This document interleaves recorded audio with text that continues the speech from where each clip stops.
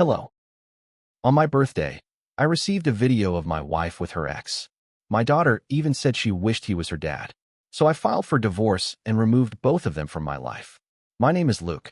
I am 38 and I work as a civil engineer focused on municipal road projects.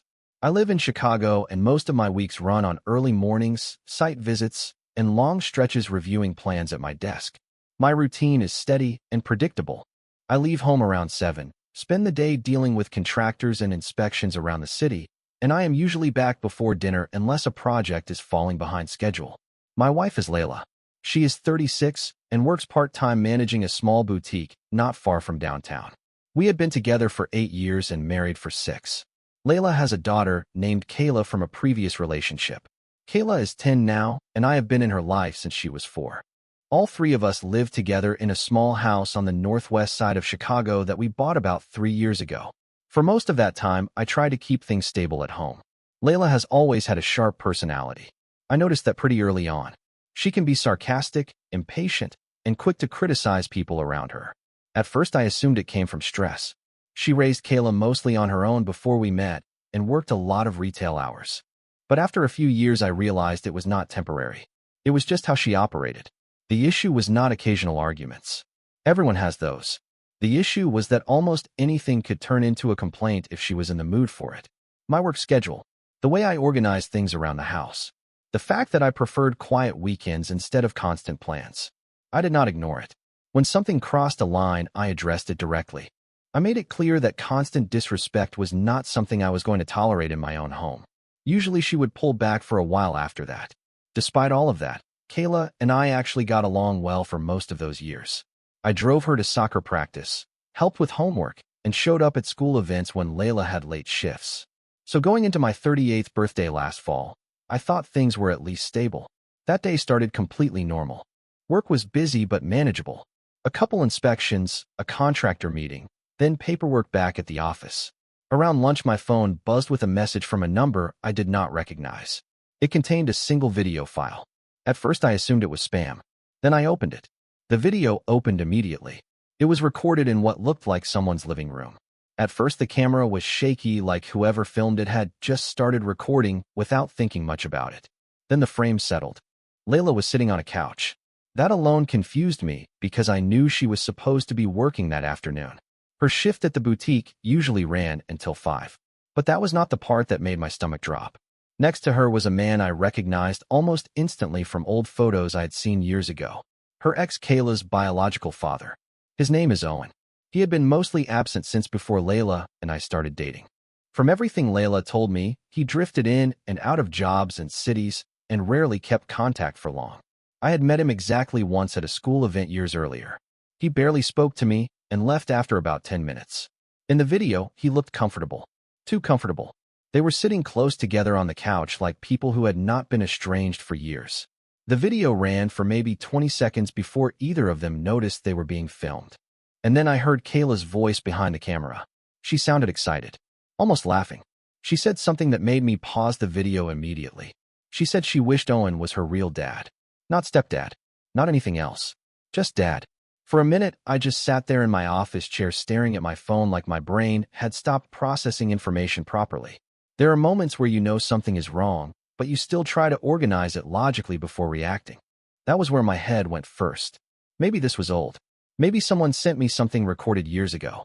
Maybe Layla had run into him recently, and Qley got emotional about it.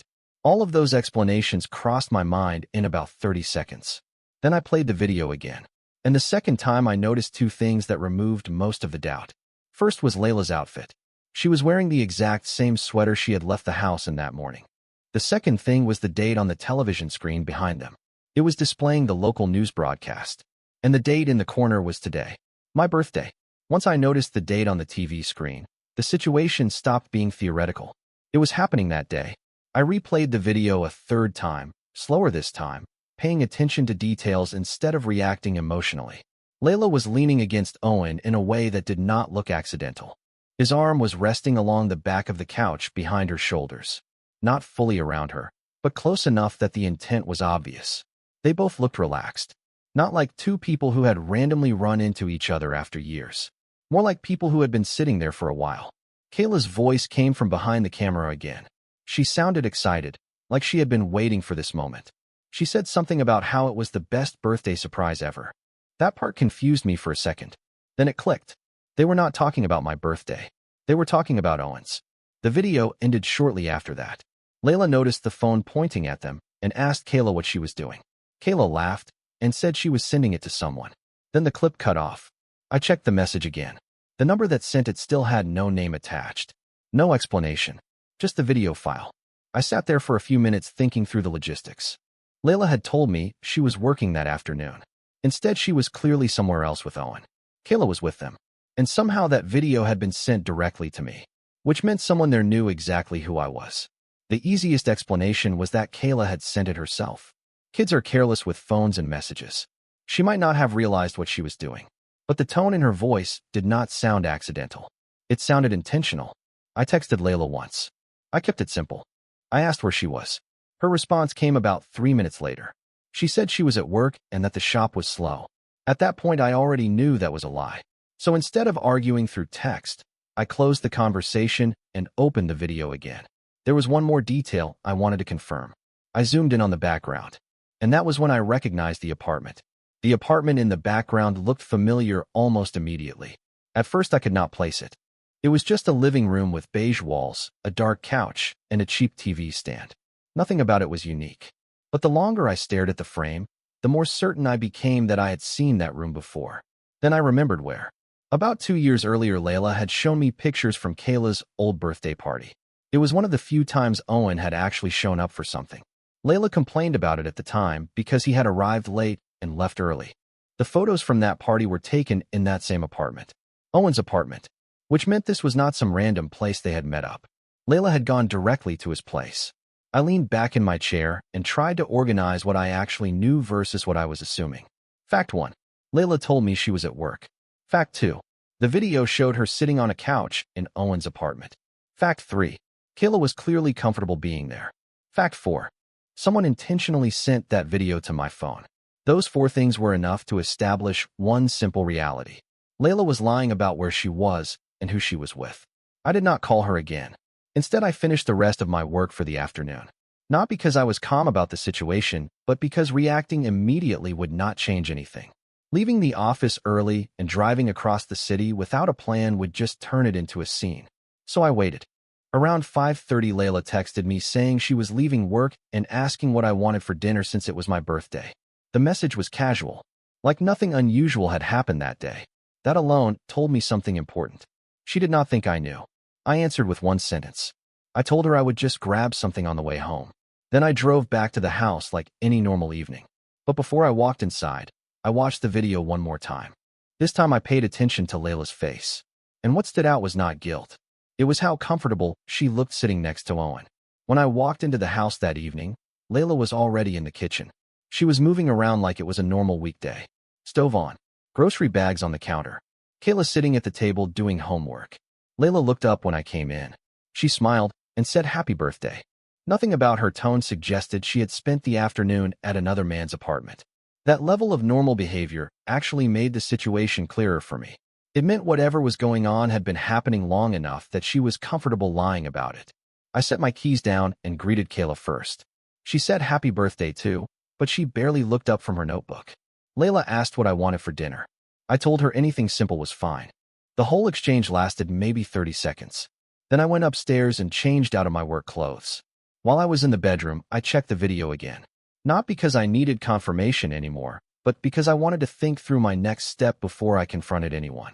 Walking downstairs and starting a fight without a plan was pointless. There were a few things I needed to understand first. The biggest question was Owen. According to Layla, he barely contacted them anymore. She had told me multiple times that he was unreliable and rarely showed interest in Kayla.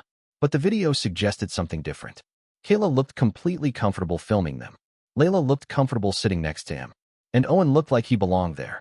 That combination does not happen from a single random visit. It happens when people have been seeing each other repeatedly. After a few minutes, I went back downstairs. Dinner was already on the table. Layla had made pasta and opened a bottle of wine. She slid a glass toward me like this was a normal birthday dinner. We ate for about 10 minutes before I said anything about the video. I did not raise my voice. I just took my phone out, set it on the table, and played the clip. Kayla froze almost instantly. Layla looked at the screen, and for the first time that evening, the expression on her face changed. The video finished playing, and the room went quiet. Kayla stared at the table like she had suddenly remembered something important about her homework. Layla looked at my phone for a few seconds, then leaned back in her chair. The first thing she did was sigh. Not panic, not shock, annoyance. She asked where I got that video. I told her it was sent to me earlier that afternoon. She glanced at Kayla immediately after I said that. Kayla kept staring at the table. Layla muttered something under her breath and shook her head. Then she looked back at me and said it was not what it looked like. I did not interrupt her. I wanted to hear exactly what explanation she thought made sense. She said Owen had reached out recently because he wanted to see Kayla more often. According to her, they had been meeting occasionally so he could spend time with his daughter. She said today was his birthday, and Kayla wanted to surprise him by stopping by after school. That was the version she went with. The problem was she delivered it with the same irritated tone she used when complaining about traffic or slow service at a restaurant. Like the real problem was that I had the video, not that the situation existed. I asked her one simple question. Why did she tell me she was at work? Layla rolled her eyes when I said that. She said she knew I would overreact if I heard Owen was around again.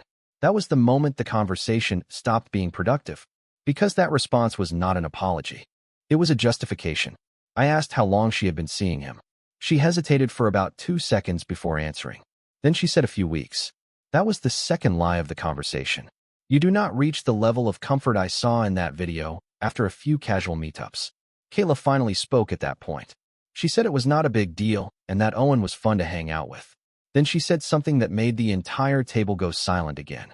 She said she wished Owen lived with us instead, and that she wished he was her dad again. When Kayla said that, the room went completely quiet. Not awkward quiet. The kind where something shifts permanently and everyone in the room feels it. I looked at her for a few seconds.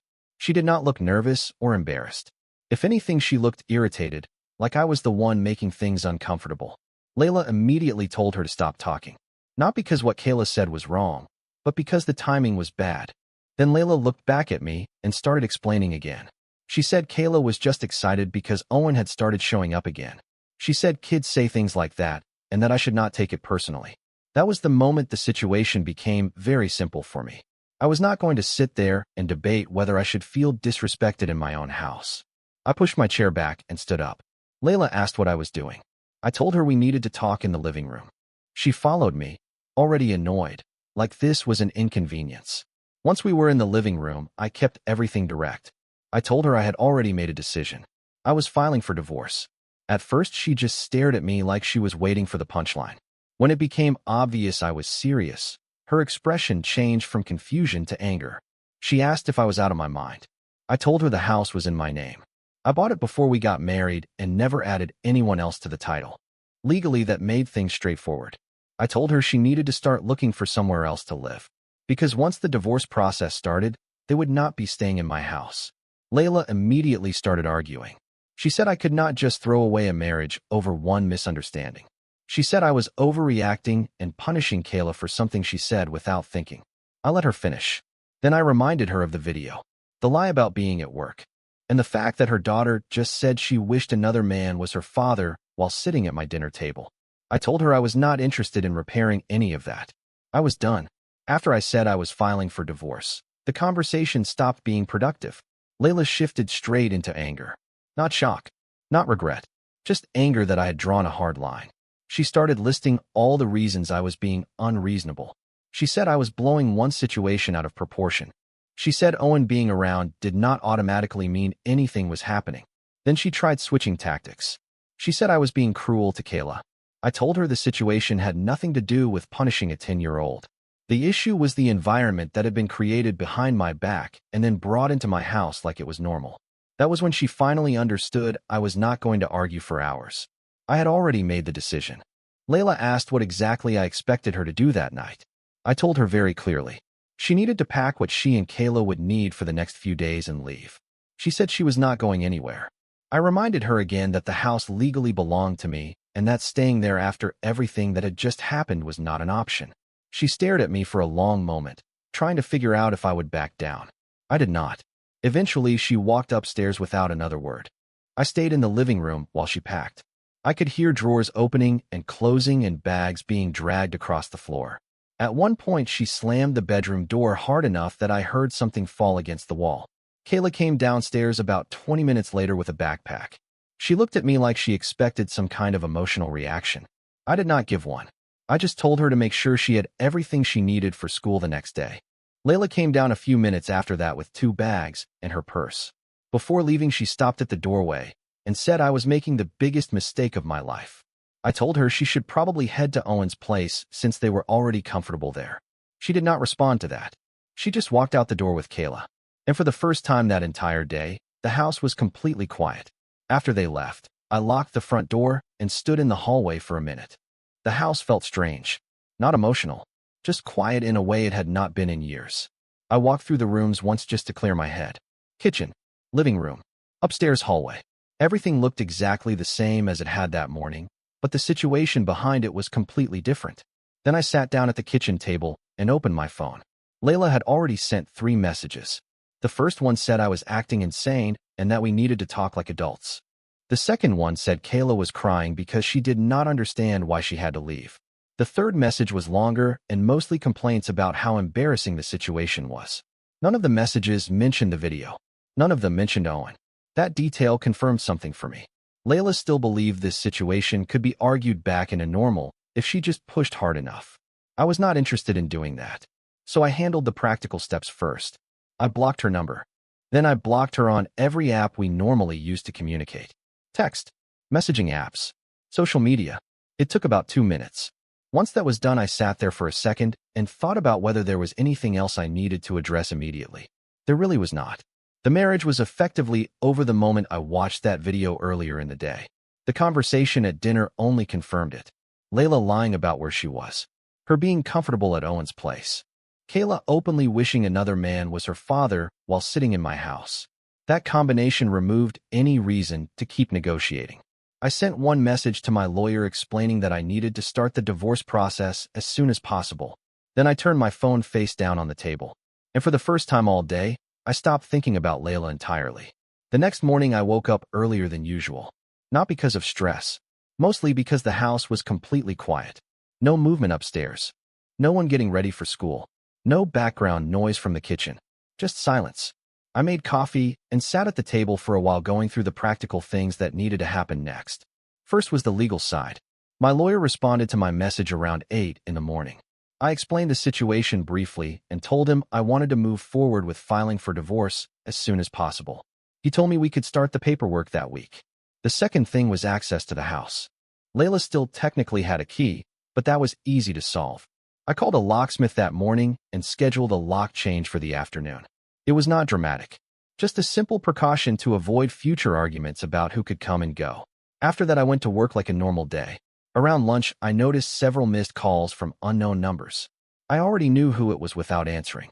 Layla had probably realized she was blocked and started using other phones. I ignored them. Later that evening, I heard from a mutual friend who told me Layla had been telling people I kicked her and Qley out over nothing. I did not bother correcting the story. Anyone who actually knew me well enough would understand that I do not make decisions like that without a reason. And the truth was simple. On my birthday, I received a video showing my wife sitting comfortably at her ex's apartment while lying about being at work. In the same video, the child I had been helping raise for 6 years said she wished he was her dad. After that, the situation was clear. I removed both of them from my life the same day, and I have not spoken to either of them since. Bye-bye.